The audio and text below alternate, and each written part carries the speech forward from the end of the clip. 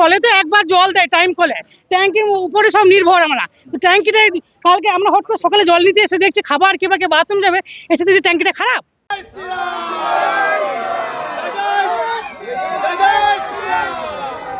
বীরভূমের সিউড়ি 16 নম্বর ওয়ার্ডের দাসপাড়ায় রাজনৈতিক প্রতিহিংসার জেরে পানীয় জলের সংযোগ বিচ্ছিন্ন করার অভিযোগ উঠল।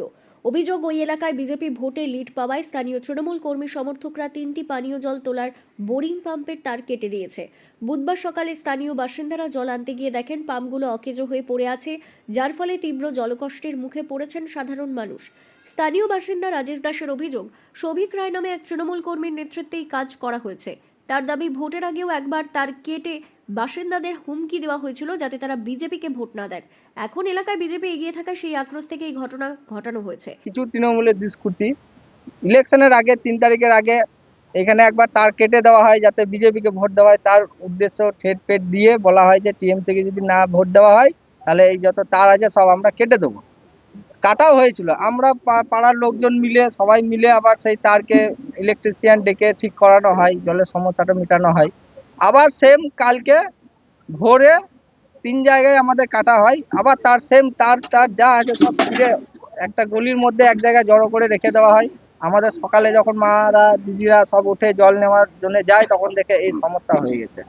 কেন এরকম ঘটনা করার কারণ? এটা কারণ একটাই কারণ, সেটা হচ্ছে আমাদের এখানে একজোট হয়ে সবাই বিজেপিকে ভোট দিয়েছে, টিএমসি কে কেউ ভোট দেয়নি। কারণ এরা যা দুর্নীতি করেছে ওদের রাগ। কিছু তৃণমূলের দুষ্কৃতী আছে, যেটা সৌভিক আছে আমাদের যে কাউন্সিলর, ওর নেতৃত্বে এগুলো করছে। এর আগেও করেছিল, ইলেকশনের আগেও করেছিল, ঠেট দেওয়া হয়েছিল, কিছু জনকে ঠেট দেওয়া হয়েছে যাতে বিজেপি যাতে ভোটটা যাতে না দেওয়া হয় তার জন্য।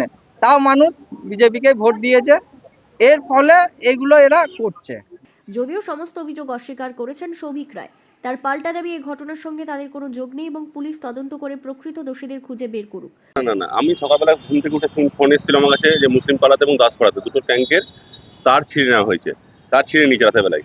আমি সেই মতো সকালবেলা উঠেই ঘুম থেকে উঠে পুলিশ ফোন করি, পুলিশ গাড়ি পাঠাই, পুলিশ ইনভেস্টিগেশন করুক, পুলিশকে জানানো হয়েছে সঙ্গে সঙ্গে। এবং আমাদের দল বলে কিছু নয়, আমাদের ওয়ার্ডে আমরাই তো আমরা কোনোদিন চাইবো না যে পরিষেবা বিঘ্ন হোক।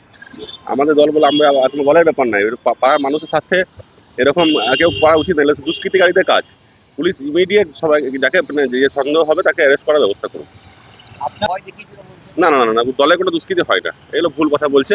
আর আমার 5 বছর 4 বছর চালিয়েছি, 4 বছরে কোনোদিন এরকম হয়নি।